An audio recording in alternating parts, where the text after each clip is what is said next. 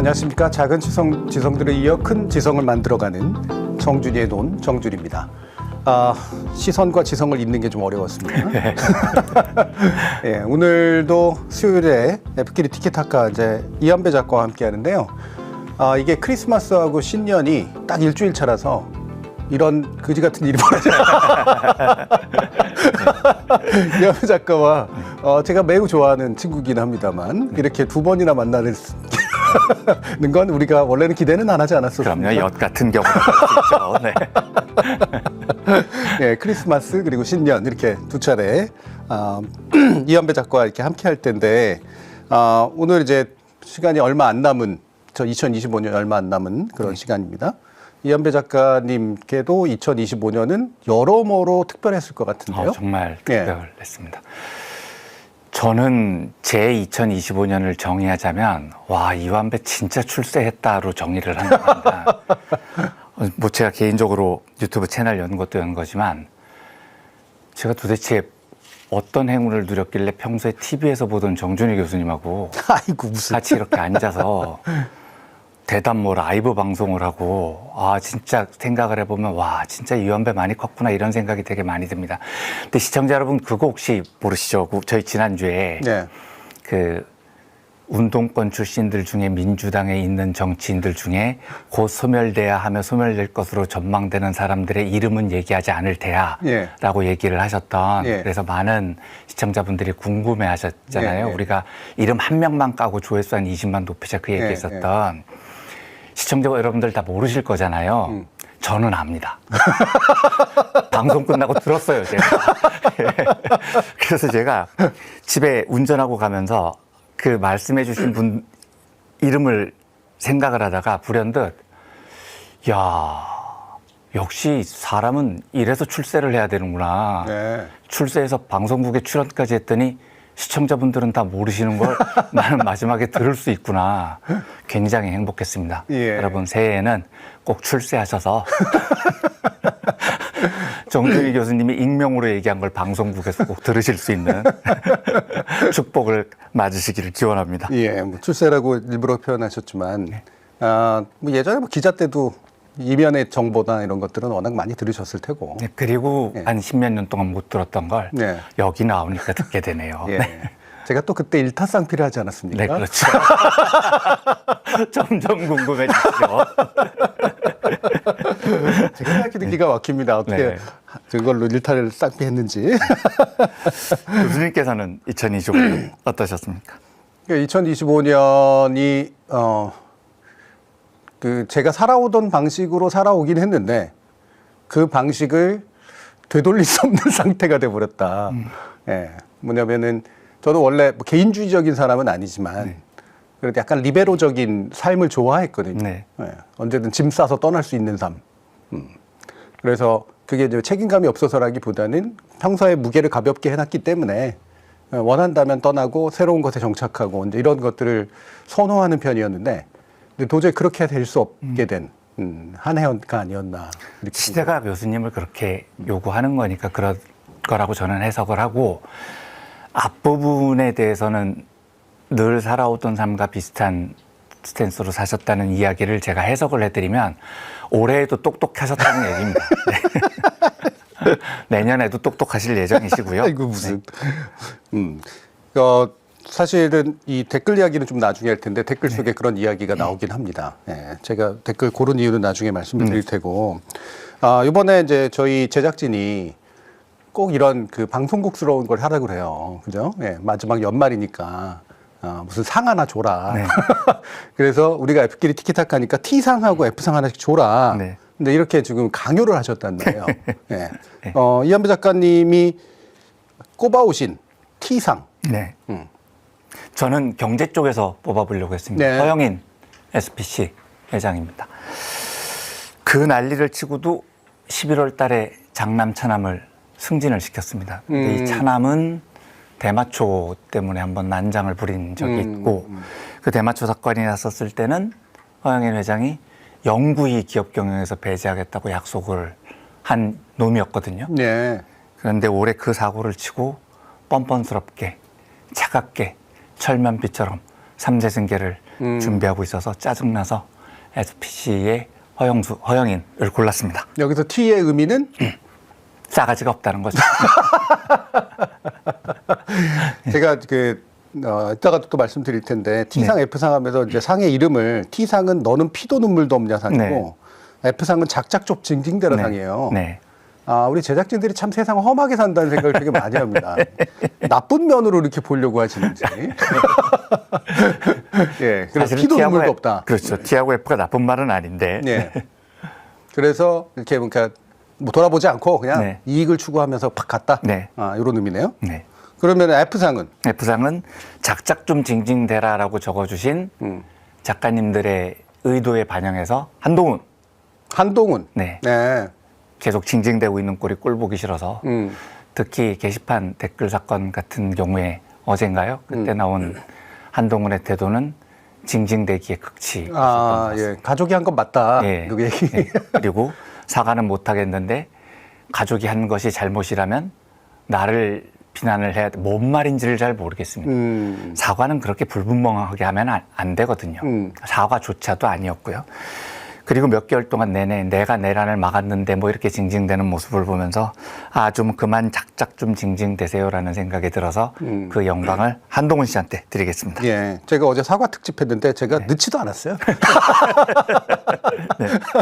너무 짤 것 없어가지고 그러니까요. 늦지도 않았습니다. 교수님께서 뽑으신 네. 피도 눈물도 없냐 상과 작작 좀 징징대라 상 예. 맞으시죠? 제가 그래서 이 상의 부제를 제가 바꿔버렸습니다.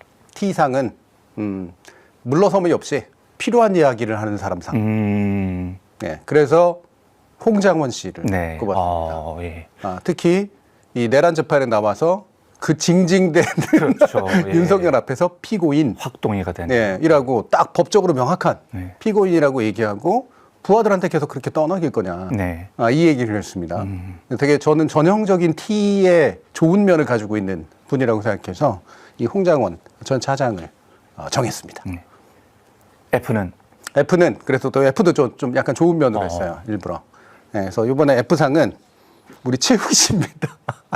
최욱. 아. 최욱 삭발 사건. 예. 예. 제가 이제 지난 내란 그러니까 파면에 이르는 기간 동안은 주로 매블쇼를 종종 봤는데 네.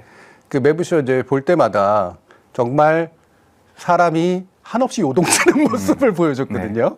예. 근데 그 요동치는 게 개인적인 멘탈의 바사삭됨만은 아니라 네. 그 시절의 화수상함과 네. 그리고 사람들, 그러니까 실제로 보고 있는 사람들의 감정이 흔들리고 있잖아요. 그 흔들이 고스란히 그에게 전해지는 것 같아서 아, 이건 되게 F적 좋은 면을 가지고 있구나라고 이제 봤고 그 와중에서 이제 반농담으로 삭발하겠다고 했는데 진짜 삭발하는 상황이 만들어지면서 예, 특히 또 이제 좋은 면모를 보여준 게 그 뒤로 성격이 상당히 더러워졌다고 그러더라고요. 그래서 좋은 면에서의 F상, 그래서 멘탈 바사삭상. 동의가 됩니다. 예, 네. 예, 그렇게 정해봤습니다. 네. 자, 이렇게 우리가 이 이야기를 여러분들도 한번 T나 F 한번 상들을 꼽아보시면 어떨까. 그런 면에서 각자의 아마 성향도 나오지 않을까. 어떤 T를 뽑고 어떤 F를 뽑느냐에 따라서. 자, 그리고 저희를 이제 지난번에 그 크리스마스 특집 했을 때 댓글로 많은 분들이 네. 좋은 이야기들을 많이 달아주셨어요. 그래서 이번에는 또 특별히 좋은 댓글들을 꼽아달라고 말씀을 주셨는데 고마웠던 댓글이라고 얘기를 해주셨습니다. 네. 우리 이 작가님은 어떤 분을 고마운 댓글로 꼽으셨나요? 소국영님의 네. 댓글입니다. 운동권의 소명이 남았다는 말씀에 울컥 눈물이 또르르. 원장님 말씀은 항상 다정하고 뜨겁습니다. 감사해요. 그리고 리버티 에이지 65님 386은 우리 눈에 보이는 이들이 대표하는 게 다가 아니라고 생각합니다. 이름 없이 생활 정치를 실천하며 살아가는 많은 386들이 있습니다. 저는 이들이 여전히 이 사회에 중요한 기본을 떠받치고 있다고 느껴집니다. 네. 그 386 퇴장의 문제에 대해서 제가 교수님께 소명을 다했다고 생각하느냐고 여쭤본 것에 대해서 교수님께서 많은 이야기를 해주셨지만 아직도 저의 시선은 386이라는 정치권에 머물러 있다면 저희 댓글 달아주신 많은 분들은 그 386이 그렇게만 규정이 되는 것이 아니고 우리 민중들의 삶 속에서 해야 할 일들을 찾아나가고 그 사명감을 이렇게 기쁘게 받아들이시는 모습을 보고 되게 감동받았습니다. 예. 네. 그 리버티 에이지 65라고 하셔서 진짜로 65세신가는 잘 모르겠는데. 저는 궁금한 게 내년 되면 리버티 에이지 66이 되시는지 좀 궁금. 아니면 학번인가? 네, 학번인가요? 학번이면 굉장히 학번이면 연배가 진짜 있으신 큰일이고요. 분인데. 예. 교수님께서도 뽑아주시죠. 예. 소국님하고 이렇게 리버티 에이지 65님이 그 딱 그런 소명감을 가지고 계신 분들인 것 같아요. 맨 위에 이른바 앞서가지고 하는 것까지는 아니어도. 네. 그리고 생활정치라는 말을 쓰시는 걸 보고 왠지 가까워 보이는데 뭐 이런 네, 네, 네. 생각도 했고요. 제가 꼽은 거는 이제 먼저 낭만고양이 134님인데요. 오늘 토론을 보면서 성경 잠언 27장 17절이 생각났어요. 철이 철을 날카롭게 하는 것 같이 사람이 그의 친구의 얼굴을 빛나게 하느니라. 지성의 빛으로 눈이 부셨어요라는 표현을 쓰셨는데 맨 끝에 GG를 이게 저런 표시를 해주셨는데 웃는 표시. 저희 원고에는 GG로 바뀌었습니다. 아, 예. GG를 쳤다라고 그러죠. 예. 그래서 이 낭만고양이님이 저희들이 F끼리 티키타카를 하고자 했던 목적이랄까요? 네, 그거를 좀 잘 받아주신 것 같아요. 감사합니다. 네. 그리고 비슷한 맥락인데 이명우 은둔형 외톨이님께서 술주정을 좀 하겠습니다. 정말 이렇게 재수없게 똑똑한 사람 둘이서 은둔형 외톨이를 괴롭히네요라고 말씀 주셨는데 둘이라고 해주셔서 제가 대단히 감사합니다.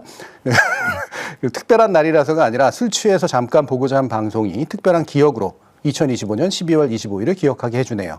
1시간여 방송이 내 머릿속에 얼마나 남을지 모르겠지만 방송을 들으면서 즐겁게 웃고 갑자기 소름이 끼치는 순간들, 굳이 술을 깨서 기억에 남지 않아도 이렇게 술 기운에 댓글을 쓰게 해주신 좋은 방송 정말 고맙습니다 라고 해주셨습니다. 제가 한마디 보태도 됩니다. 예. 명호야, 술 마시면 자. 아는 술 분이구나. 마시는 방송을 듣고 제가 아는 사람이거든요. 예. 저희 방송에 들으시고 예. 저하고는 이제 만나게 돼서 서로 말을 놓고 지내는 사이인데 굳이 술 먹고 뭘 술주정을 댓글로 하고 그러세요. 네. 술 드시면 주무세요, 이명우님. 네.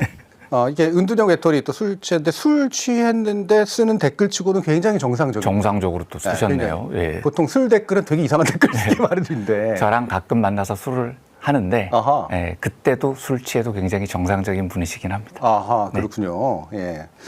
제가 원래는 할까 그러다가 말았던 댓글이 하나 있었어요. 네. 이완배 이제부터 거른다. 너무 좋았어, 그거. 저도 그런 거 하나 찾아옵니다. 네. 예, 그렇게 해서 댓글까지도 한번 꼽아봤습니다. 여러분들도 많은 댓글 또 오늘 달아주시고요. 다음에 또 댓글상 주실 수 있으면 제가 한번 제작진 졸라가지고 징징대면서 댓글상 물리적으로 달라 이런 얘기도 한번 해보겠습니다. 자, 근데 오늘 주제는 이게 여러 가지로 좀 무거운 주제가 지금 있습니다. 이 무거운 주제를 맨날 이렇게 가지고 보시면 안 되는데 제가 무거운 주제 말고요. 무거운 주제 이것도 사실 무겁긴 해요. 네. 근데 현안에 가까운 이야기를 제가 주로 하니까 네. 오늘은 첫 번째 주제 제가 먼저 흑도를 던져보겠습니다.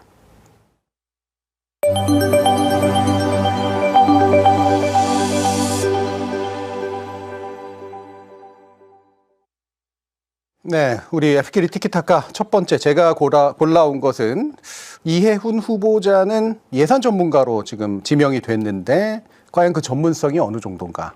청문회 전에 이완배 작가님의 전문적 시각에서 한번 짚어보면 좋겠다 이런 생각이 들어서 일단 경제 문제 중에 이제 이해훈 후보자에 관련된 이야기를 먼저 좀 나눠볼까 하는데요. 이해훈 후보자가 출근길 발언을 이제 그제 어제 오늘 이런 식으로 이제 쭉 해왔는데. 첫 번째 출근길에서의 발언을 제가 좀 짚어보고 싶었습니다. 좀 약간 기묘하게 이상했거든요. 그런데 일단 이해훈 후보자를 잘 평가하실 수 있을지 모르겠어요. 그 학교 선배잖아요. 단대부고 나오셨어요. 갑자기 고등학교로 바꿔. 서운중학교 출신이신가요? 네. 왜냐하면 사실 출신들이 뭐 여러 가지 이제 포진해 있는 거고. 저는 그 인맥의 힘을 고려한 것도 이제 아마 인선의 배경이 됐다고는 생각을 하는데, 발언을 했던 것들을 이제 한번 들어볼까요? 지금 우리 경제, 우리 사회는 엄중한 상황입니다. 경제가 성장 잠재력이 훼손되는 구조적이고 복합적인 위기에 직면해 있다고 봅니다. 단기적으로는 퍼펙트 스톰 상황이라고 봅니다. 그리고 중장기적으로는 회색 코뿔소 같은 상황이라고 봅니다. 우리가 걱정하고 있는 5대 이슈, 구조적 이슈, 인구 위기, 기후 위기, 그리고 극심한 양극화, 그리고 산업과 기술의 대격변, 지방 소멸, 이 5가지 상황이 갑자기 어느 날 불쑥 튀어나와서 예상치 못한 위기를 만드는 그런 블랙 스완의 상황이 아니라 이미 우리 모두가 알고 있고 오랫동안 많은 경고가 있었음에도 불구하고 이것을 무시하고 방관했을 때 치명적인 위협에 빠지게 되는 그런 회색 코뿔소의 상황이라고 봅니다. 바로 이럴 때야말로 단기적인 대응을 넘어서서 더 멀리, 더 길게 보는 그런 전략적 사고가 필요하다고 생각되기 때문에 바로 이런 맥락에서 기획예산처가 오늘 태어났습니다.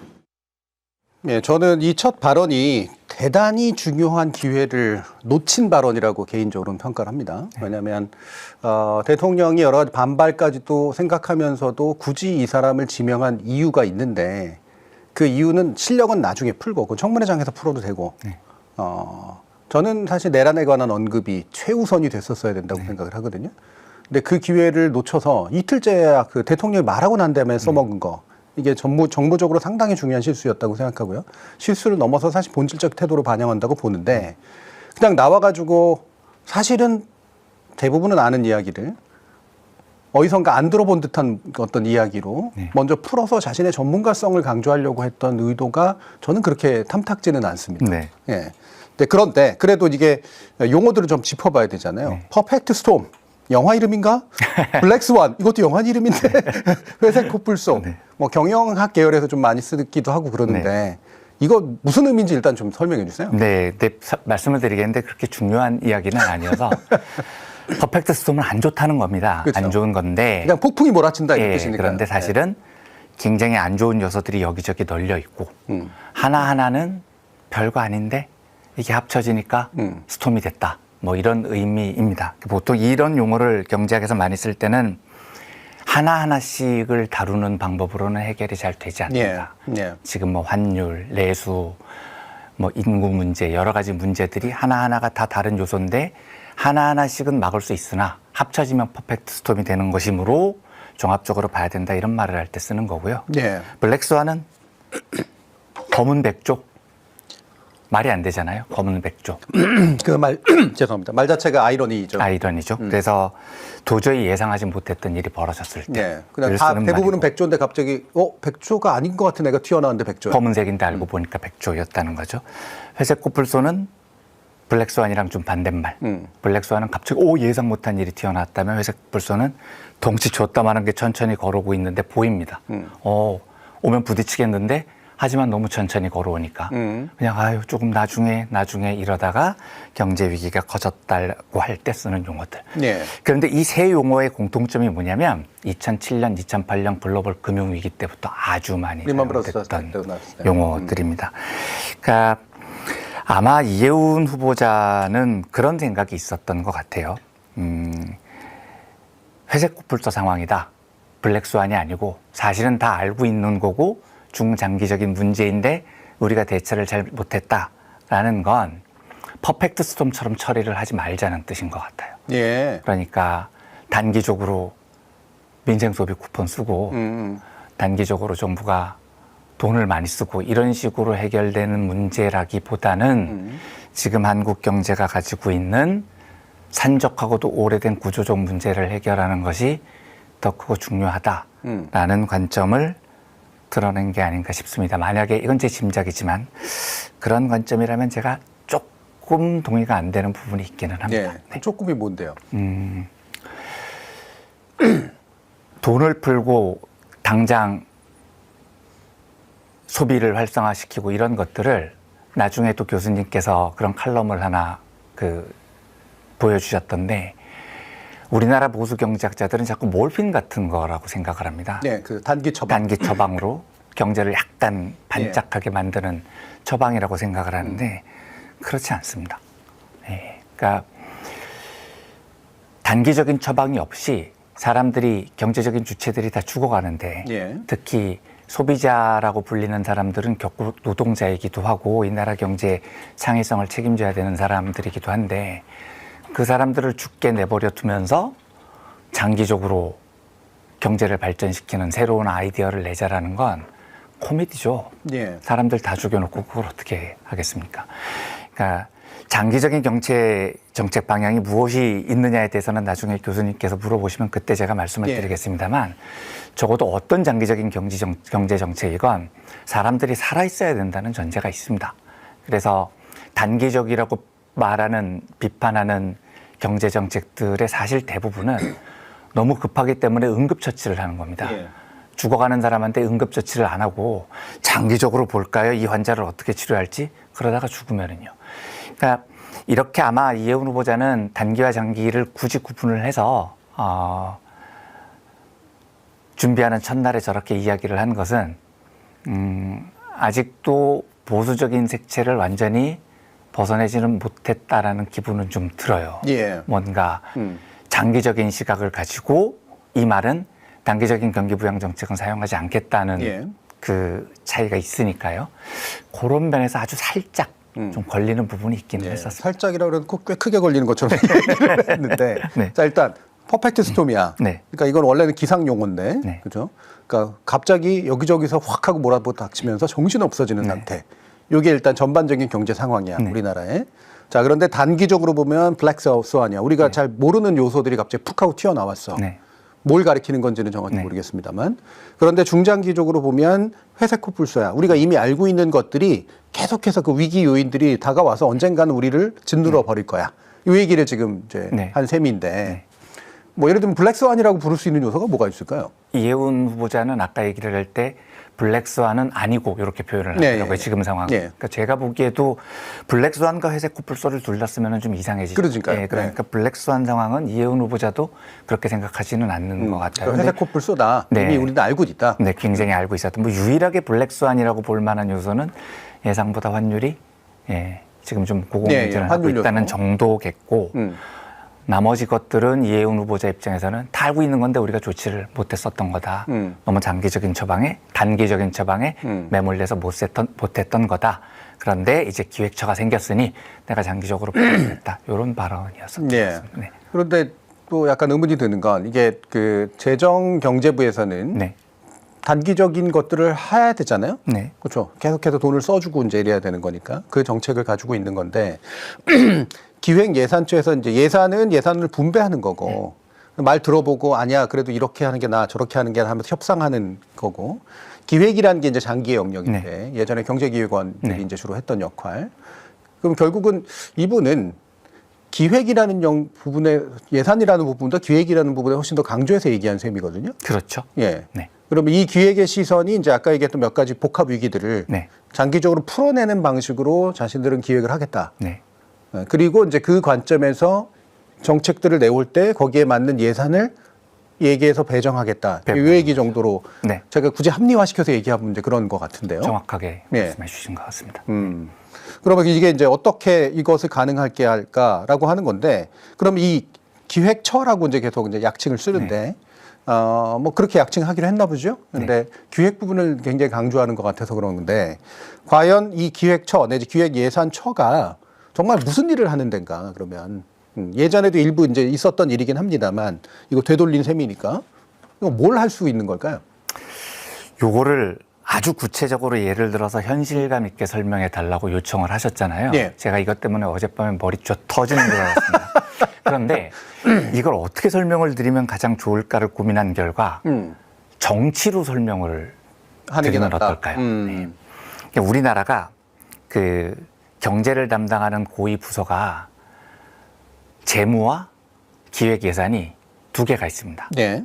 떨어졌다가 붙었다가. 붙었다가 떨어졌다가 붙었다가 다시 떨어진 겁니다. 네. 이게 계속 반복적으로 떨어졌다 붙었다 떨어졌다 붙었다를 합니다. 이 말은 이 두 정파의 뿌리가 다르다는 겁니다. 네. 그리고 사이가 안 좋습니다. 안 좋다. 네. 그러면 기획예산처는 뭘 하는 조직이냐? 이걸 이제 세세하게 설명을 하기에 앞서서 일타 강사처럼 네.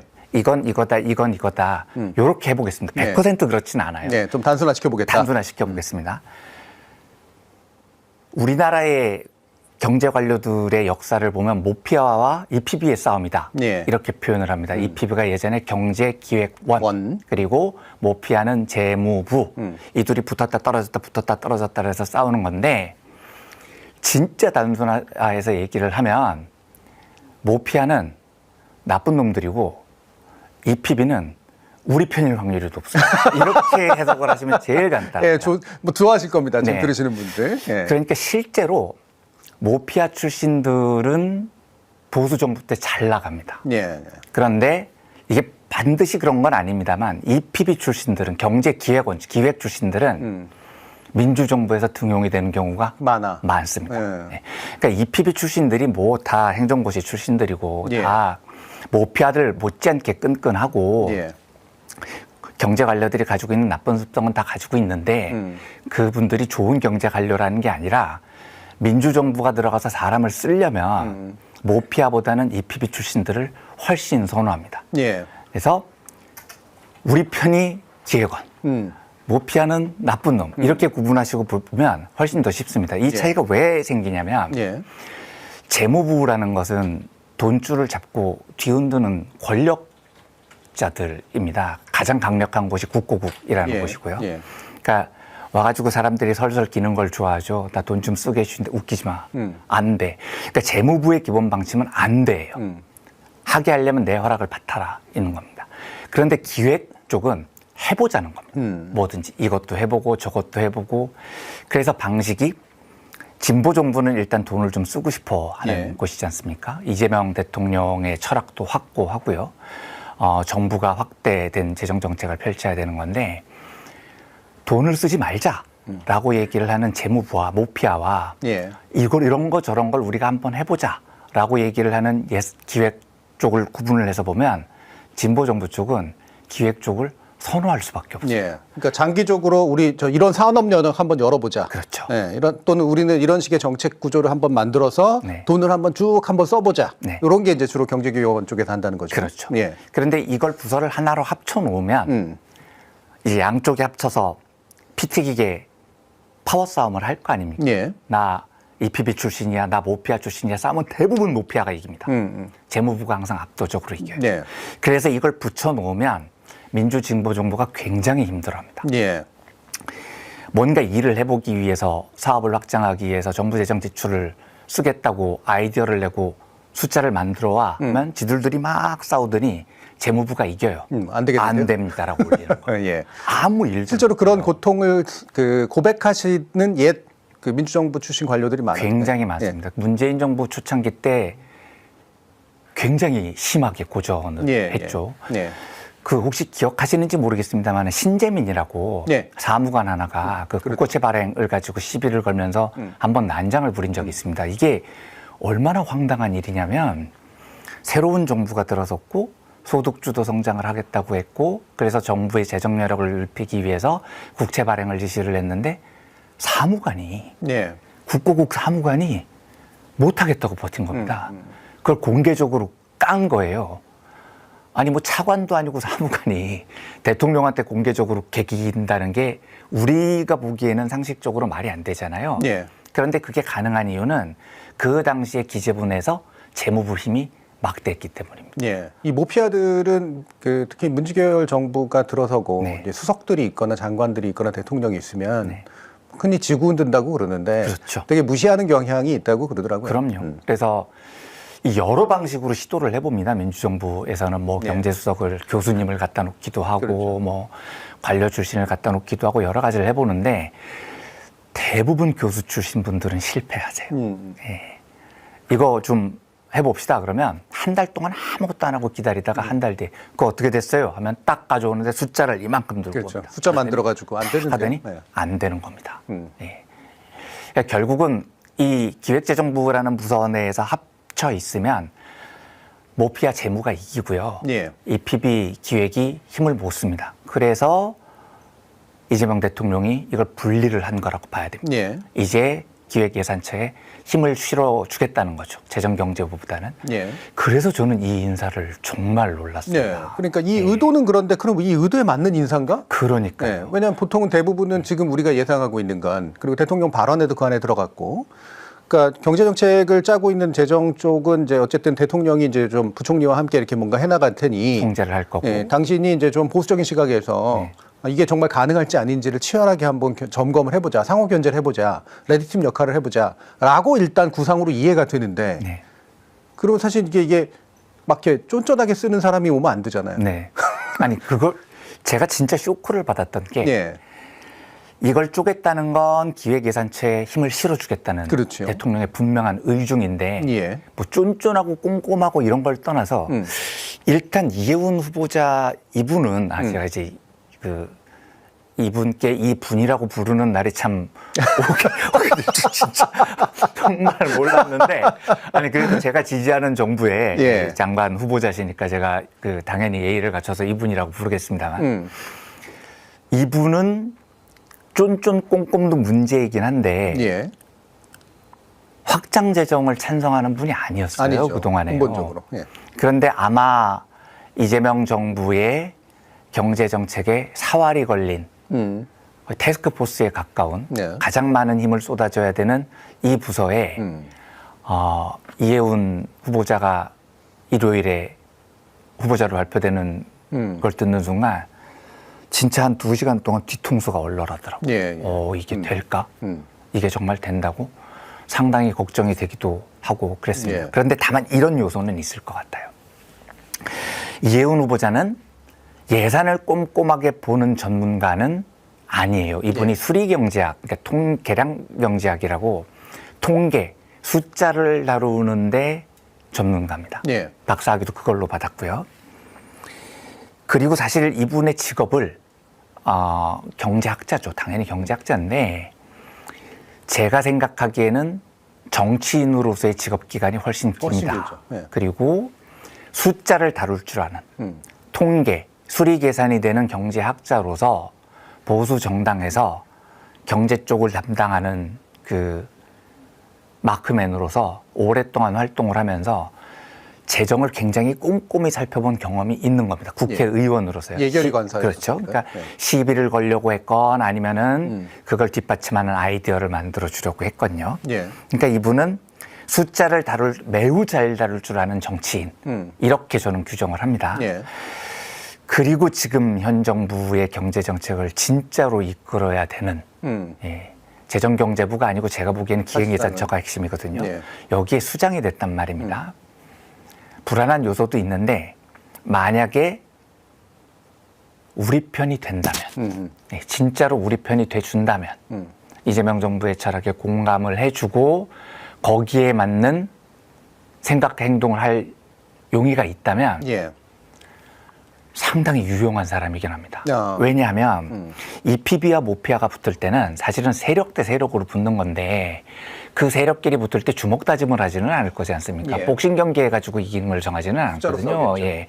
숫자로 싸우는 겁니다. 각자가 갖고 온 숫자 통계를 꼼꼼하게 만들어서 그 숫자로 붙어가지고 의사결정권자를 설득을 하는 건데 예. 이 숫자의 기본 베이스들이 모피아 쪽이 훨씬 더 많이 갖추고 있고 그렇죠. 잘 다뤄요. 예. 그런데 이해운 후보자는 이쪽 숫자 보는 데에서는 전문가인 겁니다. 계량경제학자, 통계경제학자니까요. 그러니까 다 또 단순하게 하면 어떤 면에서 보면 모피아 쪽에 있어서 그 일을 했어야 될 사람이 이게 더 가까운데 그렇죠. 요 사람 하나 빼가지고 이쪽에 와서 붙여서 예. 만약에 숫자로 붙으면 기획예산처에 큰 힘이 될 겁니다. 예. 워낙 통계라는 게 숫자를 항상 보던 그렇죠. 사람이니까 이걸 보면 저 사람이 무슨 의도로 이런 숫자를 만들어내는지 금방 알아볼 수 있는 사람이거든요. 네. 그러면 모피아 재무 쪽은 하지 맙시다. 우리 재정 건전성 중요합니다를 계속 주장을 할 거고 기획예산처는 우리 장기적으로 이런 거 한번 해봅시다를 주장을 할 텐데 예. 이런 이유 때문에 못하겠습니다라고 숫자를 가져오면 장난하세요. 네. 이거 나도 예전에 다 해봤던 거예요. 네. 내가 국회의원 할 때 다 봤던 거예요.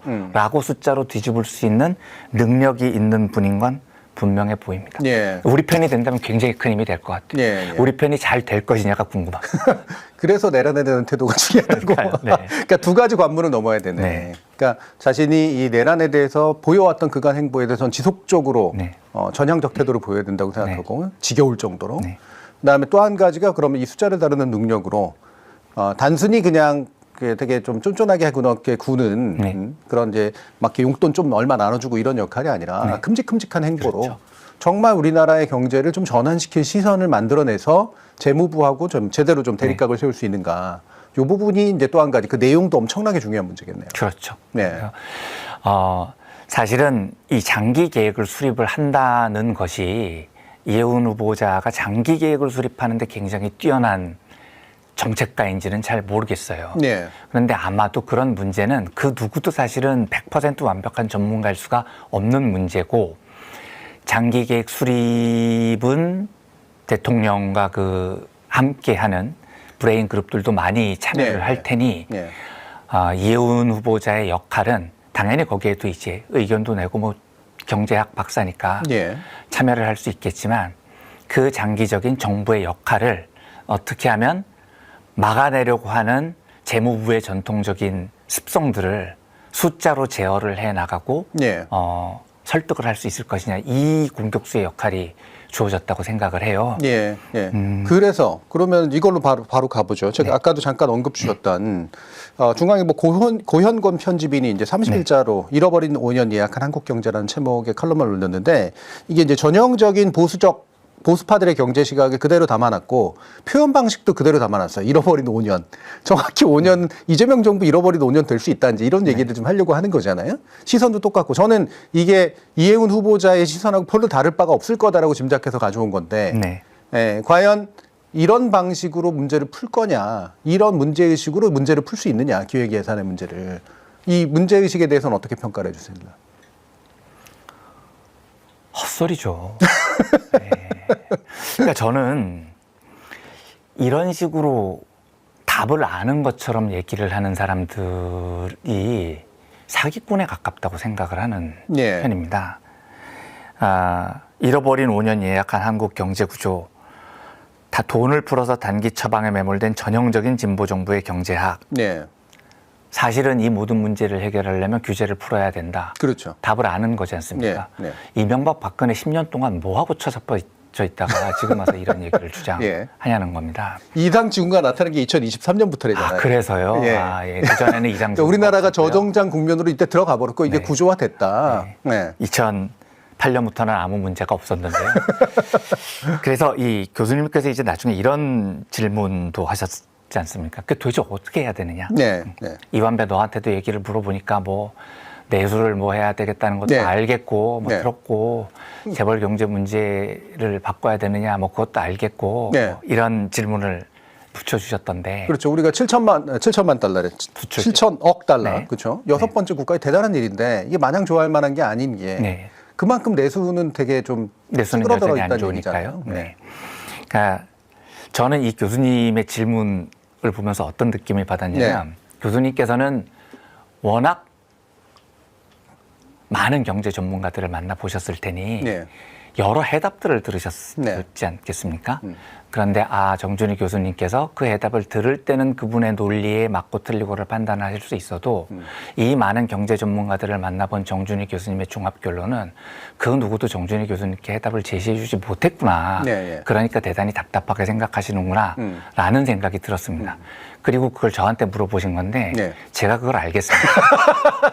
다른 경제 전문가들이 대답을 못하는 거. 예. 그러니까 제가 무슨 이야기를 드리고 싶냐면, 이건 지구의 어떤 경제학자들도 모른다는 겁니다. 예, 예. 장하준 선생님께서 문재인 정부 초기에 소득 주도 성장했었을 때 그 세계적인 경제학자가 장하준 선생님께서 소득 주도 성장은 틀렸다. 지금은 정부가 한 5, 6개 딱 찍고 핵심 산업 딱 찍어가지고 예. 이건 밀고 가야 된다. 정부가 끌고 가줘야 된다. 이런 식으로 약간 그 박정희 통치 시대에 아이디어를 내신 적이 있었습니다. 예. 굉장히 논쟁거리가 됐었죠. 그 당시 제가 방송에서 했던 반론은 이거였습니다. 그 방법이 옳을 수 있습니다, 교수님. 그런데 교수님께서 우리나라에서 가장 뛰어난 경제학자시지 않습니까? 5개, 6개를 찍어서 정부가 밀고 가야 된다는데 그 5개, 6개를 교수님께서 찍어주세요. 교수님께서 찍어주셔야 되지 않습니까? 우리나라에서 제일 업적이 뛰어난 경제학자신데요. 가장 거시적인 시각을 잘 가지고 그렇죠. 있는. 예. 그런데 끝내는 못 찍으시더라고요. 왜냐하면 이걸 찍을 수 있는 능력이 있는 사람이 아무도 없어요. 예. 이렇게 하면 한국 경제가 좋아진다. 이렇게 하면 한국 경제의 미래를 밝게 할 수 있다를 모든 사람들이 다 알고 있는 것처럼 얘기를 합니다. 뭐 규제를 혁파하면 그럴 수가 없습니다. 그러니까 애초에 그러니까 이한배 작가님의 말씀은 이거예요. 그러니까 예를 들면 문제가 위기가 이거야. 뻔해. 그리고 이거 좀 있으면 금방 다가와. 우리 망한 거야. 네. 그런데 너희들 왜 자꾸 몰핀만 맞춰? 네. 지금 빨리 규제 풀어가지고 산업 이렇게 막 이렇게 증흥시켜가지고 이 위기를 돌파해야 돼.라는 말이 대단히 확정돼 있는 해답인 것처럼 얘기한 자체가 문제다. 네, 말도 안 네. 되는 소리죠. 그런 식으로 안 해봤겠습니까? 네. 예. 해본 적도 있고 그걸 막은 적도 있고 규제를 풀고 장기적으로 뭐 이명박 때는 무슨 완전히 나라를 이 돈만 아는 세상으로 신자유주의로 바꾸겠다는 그런 장기적인 플랜이 없었냐고요. 박근혜는 규제를 그게 국지적으로는 방법이 될 수 있어도 궁극적인 해법은 될 수 없습니다. 제가 네. 이야기를 드리려는 건 뭐냐면 단기적인 처방이라고 이야기를 하는 지금 고통받고 있는 민중들에게 살 길을 열어주는 전형적인 포퓰리즘이라고 보수 쪽에서 비판하는 이런 경제 정책들은 한국 경제가 나아갈 방향을 그 누구도 제시하지 못한다면 예. 어디선가 쏜 것처럼 불쑥불쑥 뛰어나오는 창의력들이 우리 경제를 이끌어 갈 텐데 20년 전만 해도 K-팝, K-컬처가 이렇게 세계를 이끌 거라고 20년 전에 누가 얘기했으면 미친놈 취급받았을 거 아닙니까? 예, 예. 이렇게 곳곳에서 누구도 예측하지 못하는 것에서 곳곳에서 창의적인 성과들이 불쑥불쑥 튀어나게 하려면 사람들이 살아있어야 됩니다. 예, 예. 실패한다고 죽이지 말아야 됩니다. 안정망이 있어야 됩니다. 그래서 모두가 다 내가 안전한 세상에서 살고 있다고 믿고 과감하게 도전을 할 수 있어야 됩니다. 그런 분위기를 만드는 것이 그렇게 해서 우리 경제가 좋아져? 저는 잘 모르겠습니다. 하지만 적어도 그런 분위기를 만들어야만이 확률이 훨씬 더 높아진다고 생각을 합니다. 예. 그래서 이런 단기적인 처방들은 단기적인 처방으로 폄훼해서는 안 됩니다. 우리 민중들의 삶이 조금 더 나아지고 그것이 단기적이든 중기적이든 조금 더 안전한 세상에서 산다고 사람들이 믿으면 조금 더 과감하게 도전하지 않겠습니까? 예. 김대중 대통령께서 지원은 하되 간섭하지 않는다. 충분히 뛰어놀 수 있는 무대를 만들어주겠다. 그게 지금의 K컬처의 이 부흥의 가장 큰 밑거름이 됐던 것처럼요. 예, 예.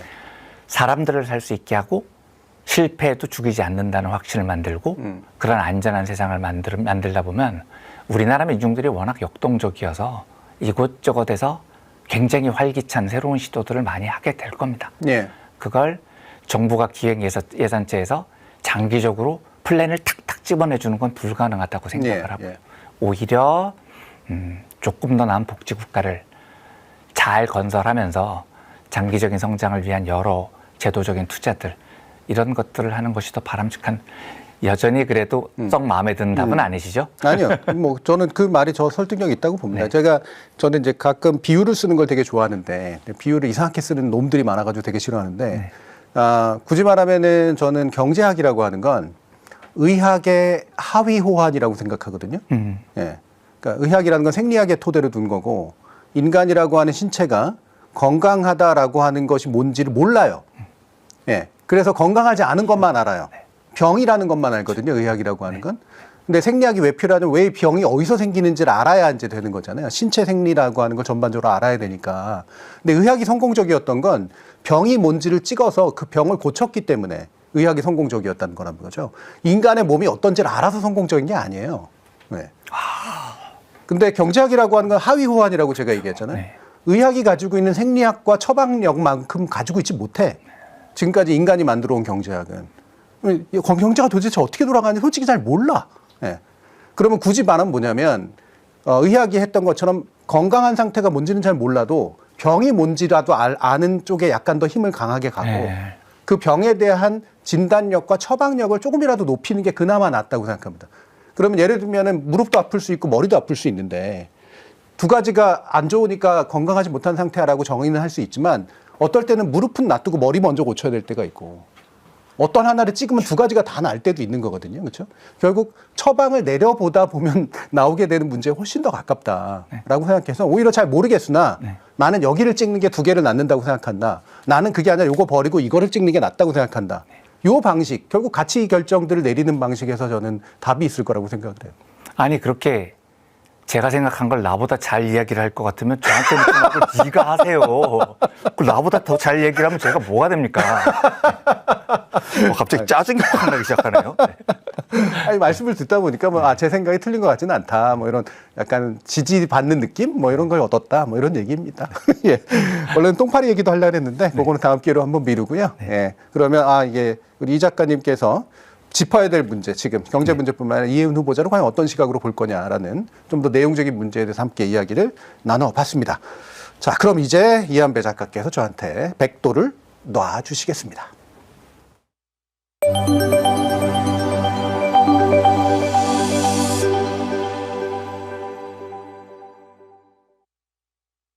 제가 오늘 준비한 주제는 1991년 보문, 정준이에게 그리고 한국 사회에게 어떤 의미였을까라는 주제입니다. 올해가 2025년의 오늘이 2025년의 마지막 날이니까 내일이 되면 2026년이 되고 2026년은 1991년 봄 투쟁이 있은 지 35년이 되는 해입니다. 많은 사람들이 기억을 잘 못하는 해이기도 하지만 교수님이나 저에게는 굉장히 큰 의미가 있는 그렇죠. 해이기도 합니다. 그래서 그 기억을 다시 되파봐 왔습니다. 강경대 열사가 돌아가셨고 수많은 분들이 돌아가셨던 하지만 너무 처참하게 반격을 당했던 그 1991년 봄은 교수님한테 한국 사회한테 어떤 의미였을까요? 라는 질문부터 시작을 해보겠습니다. 예. 그러니까 이걸 가져오신 걸 보고선 아니 이 사람이 이제 그냥 우리끼리 할 얘기하려고 그러는구나 라고 생각했는데 사실 들으시는 분들은 우리 논을 들으시는 분들은 상당히 요 세대에 겹쳐 있다고 생각해요. 보다 좀 더 나이가 많으시거나 좀 더 어리신 분들도 계시겠지만 아까도 나왔던 생활정치 얘기를 하시는 분처럼 91년의 그 뼈아픈 패배의 기억을 안고 내가 절대로 나쁜 놈이 되지는 않아야겠다라고 생각하고 사는 사람이고 그것이 가지는 우리 민주주의에 대한 효과는 굉장히 컸다. 그러나 그들은 패배의 뼈아픔을 가지고 간직하고 있는 사람들이기 때문에 이 트라우마와 이 어떤 미안함과 컴플렉스는 아마 죽을 때까지 계속될 것이다. 이게 이제 제 전제입니다. 왜냐하면 87년은 그래도 승리한 경험인데, 그렇죠? 1991년 민주화운동 기념 이런 식으로 하는 거 이렇게 김동민 소장님 같은 경우 개인적으로도 좀 아는 분인데 이런 분들 외에 그렇게 많은 사람들이 죽었고 그렇게 많은 사람들이 거리에 나왔는데 아무리 패배했다고 해도 어떻게 이렇게까지 기억이 안 될 수가 있지? 이거를 평생 안고 살아가야 되고 있는 상태인 것 같아요. 저는 사실 개인적으로 그게 너무나 중요한 제 경험이었기 때문에 대학교 2학년 때였으니까 석사 논문을 이거를 썼어요. 네, 그렇다고 들었습니다. 석사 논문을. 그때 이 조선일보의 그 행태, 패악질 이게 너무나 한스러워가지고 석사 논문 이걸 학문적으로 규명해봐야겠다라고 생각해서 그걸 썼고 저는 그때 제가 본 시선이 결코 틀리지 않다고 지금도 생각합니다. 그 논문의 수준이야 이제 학문적으로 보면 그렇게 높진 않다고 하더라도. 미디어에 대한 질문은 제가 조금 이따가 드리기도 하겠습니다만 아마 그때 교수님께서 굳이 그걸 석사 논문 주제로 선택하셨던 것도 우리 세대에겐 이게 너무 강력하게 남아서 해명되지 않고는 저는 못 지나가겠더라고요. 그렇죠. 저도 그런 심정이었습니다. 그 시대를 잘 기억하는 데 도움을 좀 드리기 위해서 1990년 1월 22일 3당 합당, 그렇죠? 이게 그 시대의 핵심 키워드이기도 했고 저희가 대학교 입학할 때 이 일이 벌어졌죠. 젠장. 그리고 요날 좀 잘 알려지지 않았지만 전노협이 건설이 됩니다. 그러니까 사실은 1990년이라는 시기가 보수도 풀로 확 뭉치고 진보도 진짜 힘을 확 응축해서 이제 언젠가 한판 붙어야 되는 시기가 왔는데 그게 91년에 터졌습니다. 전노협이 지금의 민주노총의 모태가 되는 전신이고요. 일단 요 얘기부터 해보죠. 김영삼이라는 정치인 3당 합당 어떻게 평가하십니까? 저는 아무리 말해도 이거는 잘못된 일이고 우리나라 민주의 이름을 영원히 더럽힌 행동이라고 저는 이제 생각을 하거든요. 왜냐하면 실제로 민주계라고 흔히 부르는 게 YS계가 민주계니까요. DJ계라고 하는 또 동교동과 함께 상도동으로 이렇게 나눠져 있었지만 그래도 이 두 세력이 그러니까 이른바 보수 야당 계열에서 이 두 세력이 함께 할 수 있는 게 우리 민주주의에 굉장히 중요한 포션을 차지하고 있었는데 그 중에 하나를 뚝 떼가지고 저한테 헌사해 버렸단 말이에요. 정통성이 없는 정치적 그룹에게 정당성과 정통성을 일부 안겨준 그 몫으로 대통령이 된 아주 나쁜 정치적 과정이었다고 저는 개인적으로 평가를 합니다. 그렇기 때문에 예를 들면 지역 구도가 생겨버렸고 오히려 강해졌고 민주라는 이름 하에서 굳이 지역 구도가 안 나눠질 수도 있었는데 마치 민주하고 반민주가 흐려지면서 이게 어떻게 보면 뭐 진보와 보수인 것처럼 착각하게 만드는 효과 이거에 결정적으로 기여한 인물이라고 생각은 해요. 요 질문은 지금 요 톤으로 얘기하시면 F라고 주장하시면 안 되고요. 지금 드리는 질문은요. 굉장히 감성적으로 답해 주셔야 됩니다. 1991년 봄투쟁의 출발이 4월 26일 강경대 열사가 돌아가신 건데 그 이후에 딱 열흘 뒤에 전남대 박승희 열사 그리고 안동대 김영균 열사 경원대 천세영 열사가 세 분이 열흘상간으로 분신을 하십니다. 그런데 이 세 분이 다 2학년 그렇죠. 90학번. 네. 저는 듣고 진짜 뭐 망치가 아니라 뭘로 이게 감당이 안 될 정도의 충격이었는데 교수님 그때 감정이나 기억이 어떠셨습니까? 그러니까 이때가 이제 2학년들이 그러니까 이른바 1학년 맞아가지고 선배 노릇할 때잖아요. 폼 잡고 싶을 때. 네. 그리고 온갖 험한 일들을 하는 학년이란 말이에요. 험한 일이라는 게 말 그대로 화염병 던지고 돌 던지고 파이프 들고 조직하러 다니고 애들 가르치고 또 윗선배 시키는 일 하고 진짜 어떤 면에서 보면 제일 일 열심히 하는 학년이 이제 2학년일 수밖에 없잖아요. 3학년부터는 짱짜를 맡으니까.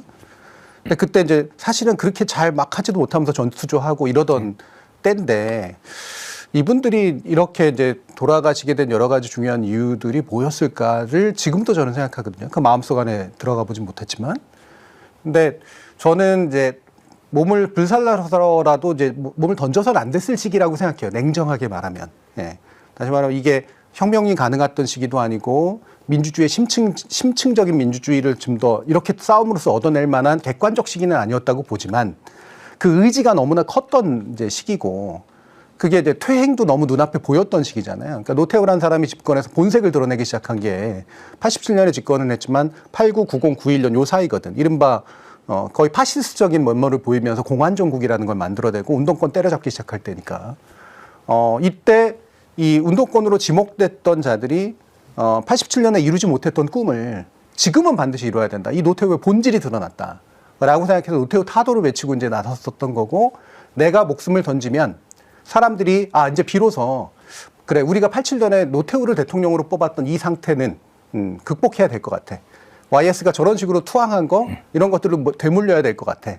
라는 생각으로 몰려 나올 것이다 라는 절박함이 있었을 것 같아요. 저는 이제 그게 너무 안타까운 거죠. 그러니까 이분들이 이렇게 목숨을 던진다고 될 문제는 아닌 것 같은데. 근데 왜 그래야 되는지는 이해가 가는 거지. 그러니까 지난번에 다른 방송에서 말씀하신 걸 얼핏 들었는데 비슷한 이야기를 해주셨습니다. 이 시기가 혁명의 시기가 아니었는데 혁명의 시기인 것처럼 생각을 해서 벌어졌던 여러 과오들이 있었다는 이야기를 해주셨는데 제가 그때도 한번 여쭤보고 싶었어요. 그러니까 혁명의 시기가 아니었었다는 건 지나놓고 보니까 결과론적으로 판단을 하신 겁니까? 아니면은 그 시기에도 그런 요소가 있었다고 보셨던 겁니까? 이때가요. 91년에 이제 엄청난 게 이렇게 많은 대중들이 이제 나왔지만 사실은 시민 참여는 적었어요.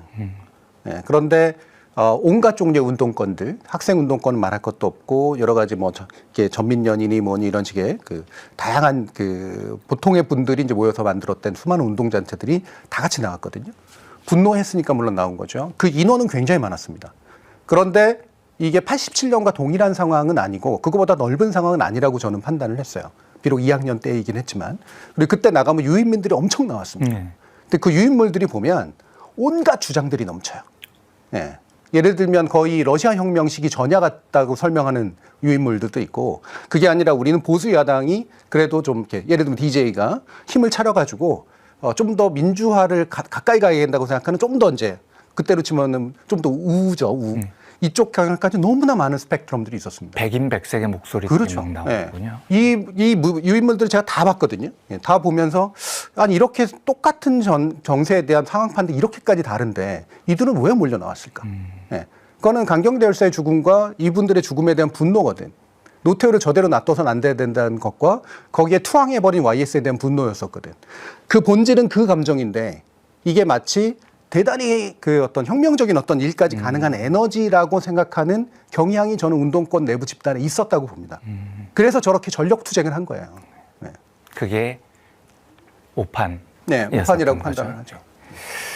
미디어 얘기, 이 시기가 이 미디어 얘기를 안 여쭤볼 수가 없는 시기입니다. 이게 모르는 분들이 보면 전혀 모르시겠지만 저희 작가님들께서 이 텔레그램 방에 이거 맞는지요 하고 물어보셨는데 교수님께서 본 지 1초도 안 돼서 이건 우리가 이 뷰가 너무 우리한테는 익숙한 뷰잖아요. 지금 이 뷰가. 근데 모르는 분들이 보면 이게 도대체 뭐야 싶은 건데 젊은 것들 역사에서 무엇을 배우는가 죽음의 구판을 당장 걷어치워라. 네. 이거 이야기 좀 해주시죠. 한참 우리 투쟁이 어마어마했고 많은 분들이 목숨을 서로 끊을 때 목숨을 끊으면서까지 이 노태우 정권에 대해서 폭거의 항거를 할 때 그래도 우리 편에 가까웠다고 생각을 했던 시인 김지하가 조선일보 3면 통면으로 이런 기사를 칼럼을 쓰면서 전국이 뒤집어지기 시작하는 시점이라고 저는 보는데 어떻게 판단하십니까? 굉장히 중요하죠. 제 석사 논문에 여기에 이렇게 보면 형광펜 쫙쫙 쳐 있고 네, 이런데 뭐 담론 분석하고 막 그랬으니까 죽음의 구판 걷어치워라. 이게 이제 엄청난 영향이 있었던 표현이죠. 그리고 여기에 보면 밑에 극단행위 분석이 나오잖아요. 분신은 침체 운동권의 위기의식이다. 진짜 모멸적인 표현이거든요. 운동권이 침체해 가니까 너무나 위기의식이 있어서 극단적인 행동을 한다는 거야. 그리고 그거를 심지어 나중에 이제 박홍이라든가 이런 사람과 연결되면서 죽음의 배후 세력이 있다. 그래서 결국에는 유서 대피 사건이라고 하는 희대의 사건을 만들어요. 이거와 유서 대피 사건, 그다음에 나중에 정원식 총리 사건. 이 세 가지가 그렇게까지 들끓었던 거리의 열기를 완전히 죽여버린 연속된 일들이고 저는 이거 완전하게 기획된 일이라고 생각하거든요. 그리고 그 기획에 패배한 거죠. 네. 근데 이 얘기를 왜 했느냐. 김지하라는 사람의 인물이 가지고 있는 한계도 물론 당연히 있었고요. 이 사람은 이제 민주화 운동의 대부이긴 하지만 그렇다고 해가지고 진보적인 어떤 태도를 가지고 있는 분이라거나 엄청난 어떤 잘 조직된 어떤 사상이나 이런 행동에 이게 투신한 분이 아니란 말이에요. 물론 정은영 선생이나 이런 분들은 나중에 이분이 왜 개인적으로 그랬는지 자기는 이해한다면서 얘기를 했지만 저는 인정할 수 없습니다. 왜냐하면 자기가 가지고 있는 무게를 안다면 이따위 발언하면 안 돼요. 근데 그 무게를 조선일보가 그대로 이용해 먹은 거거든요. 근데 죽음의 구판이라고 얘기하면서 바로 밑에 있는 얘기처럼 민주화로 막 묶여 있었던 수많은 사람들을 중간에 갈라치기 들어가기 너무나 좋은 재료를 제공한 거죠. 이렇게 대부가. 얘네들은 이제 민주주의의 대의를 저버린 애들이야. 극단적인 운동권에 불과해. 젊은 애들 써가지고 저런 식으로 도구로서 불태워버리고 있는 거야. 라는 식의 이제 어떤 지시를 내리고 거기에 대해서 이 사람은 저는 자기가 자기 잘했다고 생각할 거라는 거예요. 이 사람이 이때 생명사상에 빠져 있었거든. 그러니까 자신의 목숨을 버리는 건 무엇보다도 안 좋은 일이야. 그런데 너희들 왜 그래? 요 정도의 생각인 건데 그걸 조선일보가 이용해 먹은 거죠. 밑에다 저렇게 써놨잖아요. 침체 운동권의 위기의식이라고. 그래서 저는 이 사람의 나름의 선의는 있었다고 생각하나 과대망상, 자기가 대단한 인물이라고 생각하는 과대망상이 작동을 했고 그걸 정확히 본 조선일보가 이용해 먹은 딱 그 케이스라고 생각을 해요. 이 칼럼이 어마어마한 화제를 일으키면서 그때 분신으로 노태우 정권에 항의하던 그 운동 진영의 도덕성에 정당성에 생채기를 냈다면 그 뒤에 박홍, 서강대 총장, 신부조 이 사람도 뭐 조직화된 사람은 아니었지만 민주진보 진영과 그렇게 멀지 않았다고 생각했던 사람인데 분신의 배후가 있다 이런 주장을 합니다. 그러니까 시청자 여러분들께 잠깐 설명을 드리면 그 말은 어떤 사람이 너무나 분노해서 스스로 몸에 불을 붙이는 게 아니고 줄을 서서 한 명 한 명씩 이 사람 죽고 저 사람 죽고 이런 식으로 다 저기 명부 다 마련돼 있고 너 먼저 너 그다음 이번에는 정준이 분신하면 다음엔 이완배 분신하면 이렇게 순서를 정해서 죽어가고 있다는 이 말에 입에 담기도 힘든 그런 말을 서강대 총장이 이야기를 하면서 판이 확 바뀌기 시작했습니다. 그러니까 박홍은 왜 그러는 겁니까? 김지하야 생명사상에 빠졌는데 잘못 이용당했다고 치고 박홍은 뭐 기획에 말려든 건가요? 아니면 일단은 이때 그 정부 대지 보수가 관리하던 인물 중에 하나였고요. 예. 그러니까 왜냐하면 일종의 대부들이니까. 근데 저 리더들을 이제 딱 이렇게 치면 밑에가 이제 허물어질 거라고 생각을 했고 설득을 한 과정도 있었고 이 사람도 전 과대망상이 굉장히 강했다고 봅니다. 박홍 총장의 어떤 스타일 자체도 자기가 대단한 인물이라고 하는 생각이 굉장히 많거든요. 그러니까 내가 뭔가 나서서 얘기하면 세상이 바뀔 거고 내가 나서서 얘기하면 문제가 해결될 거야라고 하는 그런 생각이 굉장히 강했던 인물이고요.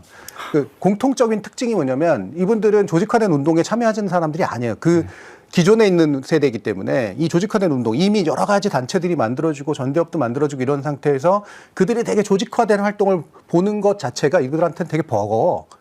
근데 나는 되게 훌륭한 인물이야. 근데 저렇게 모여가지고 떼거리로 모여있는 이 조직화된 애들이 나하고는 되게 좀 다른 것 같아, 결이. 얘네들을 어떻게 요리해야 될까라는 사실 인식이 되게 강했다고 봐요. 그래서 나온 게 주사파 암약설이잖아. 네, 주사파가 1000명이 활동하고 있다. 나중에 물어봤더니 그냥 경고하느라고 한 얘기다. 이따위 얘기는 하고 있었단 말이죠. 저는 이 두 사람의 공통점은 과대망상.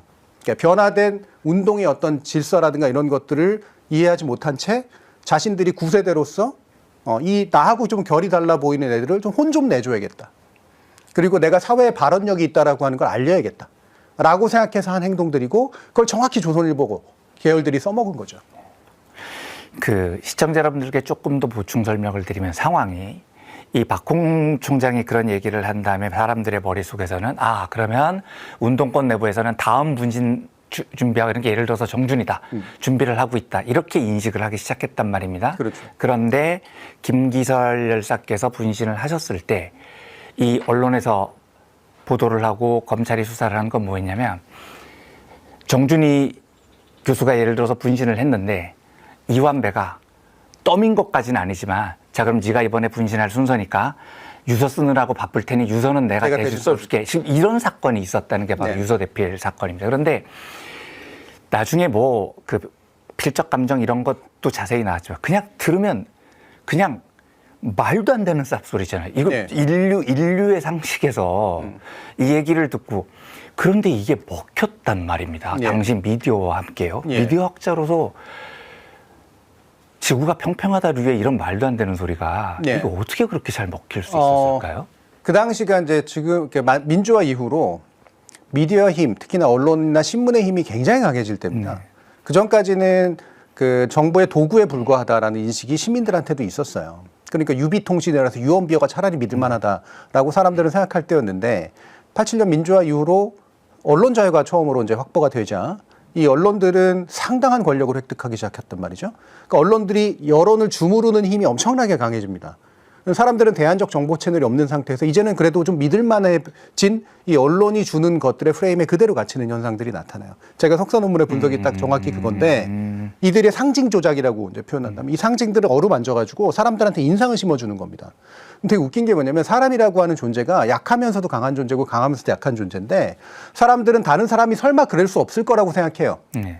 이게 한 가지 생각이지만 동시에 어떤 나쁜 사람들은 그렇게도 할 수 있을 거라고 생각합니다. 이게 음모론이 싹 트는 배경이거든요. 조선일보는 우리의 음험한 마음을 건드려. 나는 그럴 리가 없지만 어떤 나쁜 사람들은 그럴 수 있어. 왜? 조직폭력배도 그러잖아. 예를 들면 연쇄살인범도 그러잖아. 알고 봤더니 운동권도 그럴 수도 있어. 저들은 어둠의 세력이고 우리가 잘 몰라. 나가 아닌 존재로 만들어버려요. 타자화시키는 거죠. 그리고 그들은 그럴 수도 있을 것 같아. 라고 생각하게 만드는 일련의 상징 조작들을 합니다. 그때 마침 신문의 영향력이 굉장히 커졌을 때요. 그렇죠. 네. 그리고 사진의 힘도 엄청 강하고 여기 정원식 총리 이 사진 이게 아주 결정타였죠.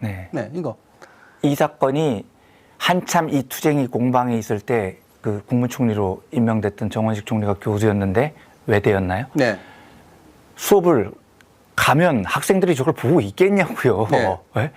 이제 열받아가지고 뭐 끌고 나오고 밀가루 던지고 계란 던지고 이렇게 된 사진이 이따만하게 정말 모든 언론에 실리면서 학생운동권이 애미애비도 없는 놈들. 그렇죠. 선생을 저런 식으로 폭행하다니. 하면서 이때 그냥 완전히 거의 이 투쟁이 마무리가 됐습니다. 이것도 기획된 장면. 저는 이거는 완벽한 기획이라고 생각합니다.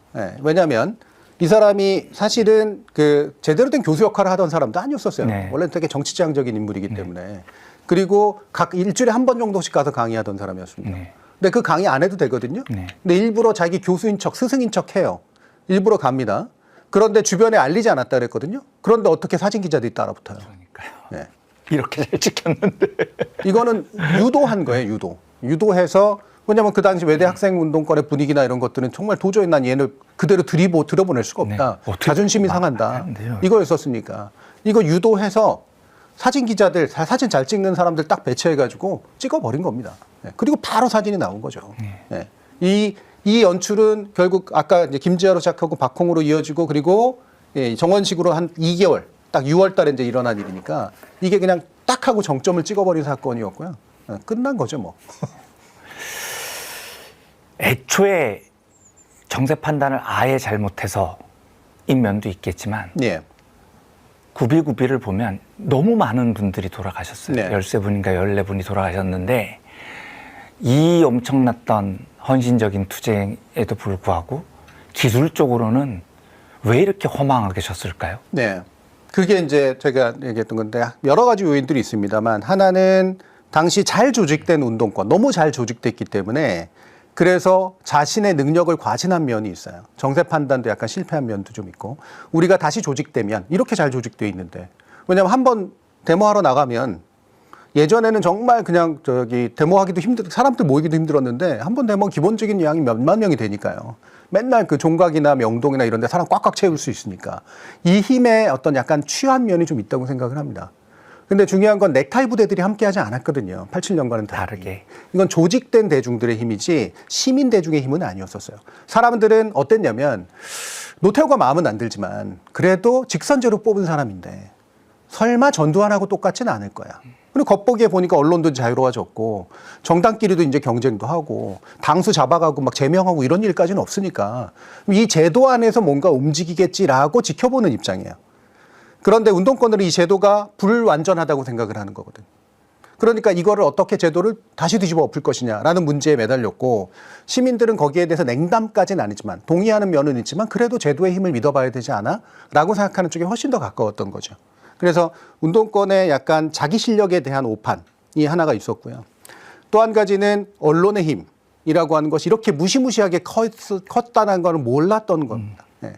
그래서 이런 사진들이 얼마나 큰 힘을 가지고 있는지 사실은 잘 몰랐던 거죠. 구호나 외칠 줄 알았지 이 사진 한 장이 가지는 상징 조작의 힘을 몰랐던 거예요. 여기에 이 두 가지가 이제 함께 결합되면서 결국에는 우리가 했어야 될 일이지만 이렇게까지 열심히 할 때는 아니었었던 때를 이들이 정확하게 그 운동권의 약점을 찍어서 완전히 붕괴시키는 그 방식에 패배한 그런 결과물이라고 생각을 하죠. 시간이 많이 지났는데 제가 이건 꼭 여쭤보고 싶어서 마지막으로 요 질문 짧게 하나만 드리겠습니다. 그렇게 치열했는데도 아무도 기억을 못 하잖아요. 네. 87년 투쟁과 달리요. 그러면 1991년 그 많은 분들의 죽음과 그 투쟁은 우리나라 역사에서 어느 정도의 의미가 있었을까요? 네. 그러니까 지난 2021년이었죠. 예. 그러니까 그 30년 됐을 때 책 내고 민주운동 기념사업회에서 세미나 할 때 제가 발표도 하고 제 후배인 권경원이라는 영화 찍으신 분. 예, 그 다큐멘터리 감독하는 친구가 요거를 책을 자기가 91학번 세대니까 이제 기억하는 걸 만들어내고 그럴 때 저도 이제 참여하고 이렇게 해서 이제 그 안에 제가 또 논문도 내고 이제 그랬는데 거기에 일종의 제 가설입니다. 그게 뭐냐면 승리했던 민주화 운동이 주로 기억되는 면이 있거든요. 87년이 기억되는 이유가 이제 정확히 이제 그런 거죠. 촛불 집회 같은 경우도 역시 마찬가지고요. 근데 87년은 이제 80년의 기원을 두고 있고 80년은 건 워낙 거대한 사건이었으니까 80년에서 87년으로 이어지는 방식은 제도화가 어느 정도 일어났습니다. 제도가 거기에 대해서 보상을 해줬죠. 근데 80년 이전에는 수많은 또 민주화 운동들이 있었는데 이것들을 정확하게 딱 짚어서 하나하나 다 살리진 못했어요. 굉장히 많은 것들이 있었음에도 불구하고. 즉 되게 중요했던 시기에 중요했던 헌신이 모두 다 기억될 수는 없다라고 생각하는 게 현실입니다. 근데 또 한 가지 가설이 뭐가 있냐면 이때 이뤘던 성과를 제대로 평가를 못했기 때문이다라고 생각해요. 네. 그게 되게 현실적으로 중요한 요인인데 되게 슬프게도요. 저는 1991년은 YS를 대통령으로 만들어준 운동이었다고 결과적으로 평가합니다. 왜? 제 논문에도 써놨지만 YS는 그때까지는 대통령이 되기 되게 힘든 조건이었어요. 소수파였거든요. 그런데 조선일보가요, 상징 조작을 하기 시작하는데, 그 전까지는 박철원이나 이런 결국 노태우의 후손들이 이제 집권할 수 있도록 만들어주는 그런 방법이었다가 운동권의 저항이 이렇게 격렬해지자 이런 식으로 밀어붙이다간 큰일 나겠다. 뭔가 완화책을 써야겠다. 결국 YS 정도가 답인 것 같다. 라는 식으로 YS 굉장히 밀어줍니다. 그 전환이 일어났던 중요한 이유가 바로 저는 91년 학생운동의 바로 이 형태였다라고 생각을 해요. 아주 극렬한 투쟁들이 있고 여전히 조직화된 대들이 있으니까 이들을 옛날식으로 속여먹지는 못하겠다. 라고 생각한 거고 완화책을 쓴 게 YS가 결국은 당내 비주류가 주류로 올라서게 만들어주는 그걸 뒷받침하는 언론 권력이 생긴 이 상태였고 저는 그것이 성과라고 말하기는 우리는 되게 싫지만 그렇죠. 근데 이 성과는 굉장히 크다고 생각합니다. YS는 개인의 인물을 평가하기 전에 87년에 미완됐던 민주화를 그래도 92년에 YS의 대통령이 되면서 DJ로 나아가는 길목이 비로소 만들어졌다고 봐요. 다시 말하면 쿠데타가 불가능해진 사회를 만든 게 YS거든요. 이 YS의 공적은 인정해줘야 된다고 생각합니다. 그리고 그 YS의 공적은 이들의 피로 이루어진 거예요.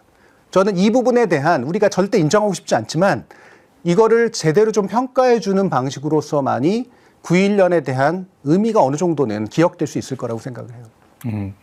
되게 위로가 됐습니다. 네, 제 순서는 여기까지입니다. 예. 저는 이 9.1년을 뭐 이런 식으로 제 세대니까 기억하겠다는 게 아니라 두 가지 큰 사회적 의미가 있다고 생각합니다. 그러니까 절대 변하지 않는 세대를 만들어냈다. 이거 엄청 크죠. 예. 그리고 또 한 가지는 우리 사회가 그 뒤로 쿠데타가 불가능한 사회를 만드는데 9.1년이 엄청난 역할을 했다. 이렇게 봅니다. 예. 예. 이게 참 갑자기 이제 1991년을 또 얘기하니까 연말에 여러분들은 또 어떠셨는지 모르겠는데요. 많은 또 댓글을 또 달아주시면 저희가 그 댓글을 보고 다음번 신년 2026년에 여기에 관련된 또 상을 제정해 보도록 하겠습니다. 오늘 하루 이 이야기 어떠셨어요? 한 줄로 평가하자면 오늘 방송에 대한 이야기는 아니고 제가 그냥 항상 가슴속에 품고 다니는 한마디인데 강경대 열사 돌아가시고 가장 먼저 목숨을 스스로 끊으셨던 전남대학교 박승희 열사께서 남긴 유언이 있습니다. 내 항상 너희와 함께하리니 괴롭고 힘들더라도 나를 생각하며 힘차게 전진하라. 이 말씀을 남기고 싶습니다. 네. 저는 이제 12월 31일, 이제 얼마 안 남은, 2026년 얼마냐 안 남은 그런 시점이긴 합니다만, 이한배 작가랑 이렇게 한 주에 한 번씩이라도 이런 얘기를 하는 게 꼰대가 돼서 그런가? 이런 얘기를 할 수 있는 공간이 많지가 않아요. 솔직히 말하면. 예. 왜냐하면 대중들이 잘 모르는 영역이기도 하고. 그리고 이거를 그냥 꺼내는 게 그냥 운동권 뒷얘기하는 것 같은 그런 느낌도 들고.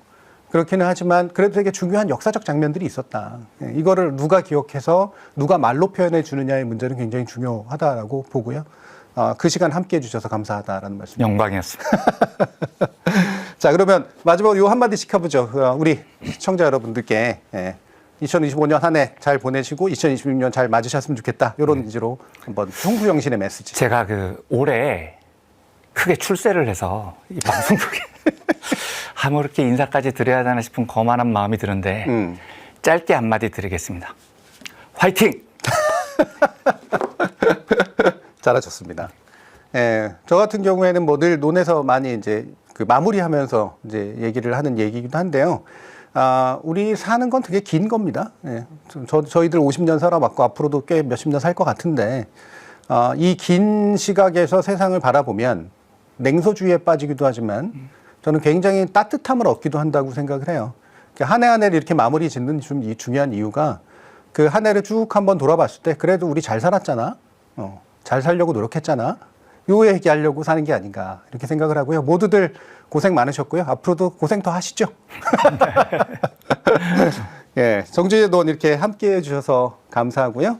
오늘 수요일에 FKT 티키타카 2025년의 맨 마지막 에피소드는 이렇게 마치겠습니다. 예. 오늘 꾸실 꿈이 위로가 되고 내일 맞을 아침이 여러분들께 용기를 주기를 진심으로 바랍니다. 저희는 또 내년에 만나겠습니다. 감사합니다.